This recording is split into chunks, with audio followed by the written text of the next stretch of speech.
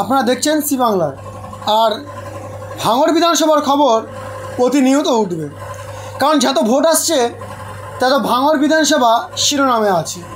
কারণ 26 বিধানসভা ভোট এখন বহু বাকি আছে, তার আগেই কিন্তু দুই দলের পক্ষ থেকে একের পর এক হুঁশিয়ারি।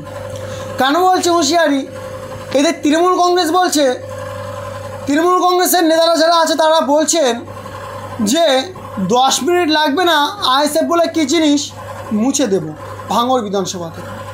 এদিকে আইএসএফের পক্ষ থেকে যারা নেতারা আছেন, আইএসএফের নেতারা, তারা বলছে চুপচাপ মেরে আছি বলে এটা ভেবো না যে আইএসএফ গুটিয়ে গেছে। আর সব নিয়ে আজকের এই প্রতিবেদন আপনাদের শোনাবো। তার আগে বলবো যে ভিডিওটা দ্রুত শেয়ার করুন এবং চ্যানেলটাকে সাবস্ক্রাইব করে যান ছোটো ভাই হিসেবে।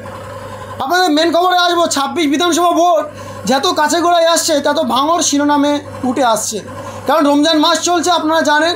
আর রমজান মাস চলাকালীন এদের মধ্যে একাধিক নেতারা একের পর এক এই দলের হুঁশিয়ারি ওই দলের হুঁশিয়ারি চলছে। তার আগে আপনাদের একটু দেখাবো যে তৃণমূল কংগ্রেসের এক নেতা তিনি বলছেন 10 মিনিট লাগবে না, ভাঙড় বিধানসভা থেকে আইএসএফ বলে মুছে দেবো।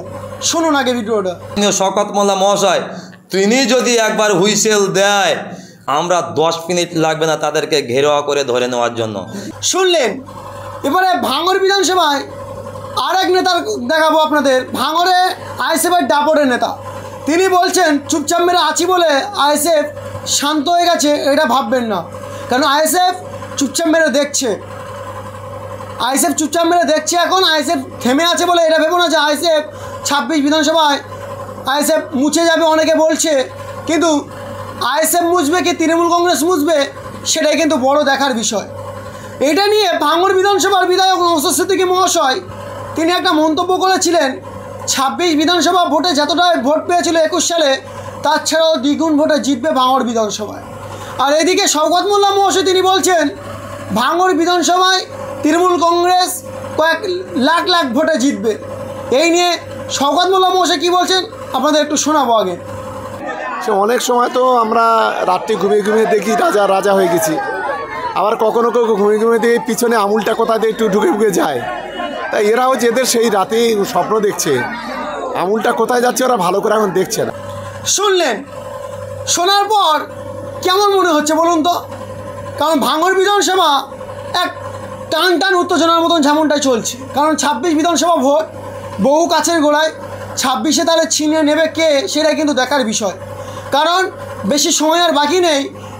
আইএসএফ বলো তৃণমূল বলো, এই দুই দলের কেন বলছি মুখোমুখি হতে, যে এই দুই দলের নেতারা একের পর এক মন্তব্য করছেন 26 বিধানসভা ভোট সামনে এসে গেলে তাহলে 26 বিধানসভা ভোটে মানুষ কার দিকে রায় দেবে, বড় প্রশ্নের মুখে।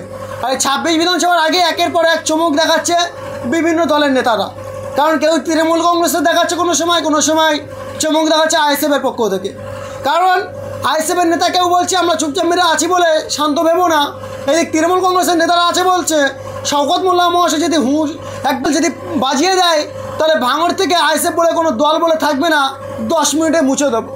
শুনেছিলেন 26 বিধানসভা ভোট খুবই কাছের গোড়ায়।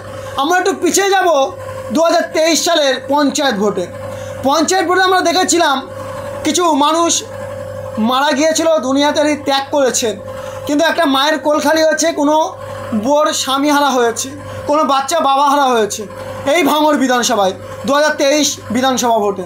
তাহলে দেখার বিষয় 26 বিধানসভায় কি আবারও খুনাখুনির রাজনীতি হতে চলেছে, বড় প্রশ্ন গোটা বাংলার কাছে। আর 26 বিধানসভা ভোট সামনে আসছে, কিন্তু এখানে বিধায়ক নওশাদ সিদ্দিকী মহাশয় তিনি বলেছিলেন সম্প্রীতির বার্তা দিয়েছিলেন। তিনি বলেছেন ভাঙড়ের মানুষ যদি আমাকে চায় তাহলে আমি বিধায়ক হয়ে আসবো, আর ভাঙড়ের মানুষ যদি অন্য কাউকে চায় সে বিধায়ক হয়ে আসবে। কিন্তু একটা বিষয়, শওকত মোল্লা মহাশয় তাকে কটাক্ষ করে একজন আইএসএফের দাপটের নেতা তিনি বলেছিলেন শওকত মোল্লা যেখান থেকে অবজারভার হয়েছে কেন ভাঙড় বিধানসভায়, সেখান থেকে খুনাখুনির রাজনীতি শুরু হয়েছে ভাঙড় বিধানসভায়।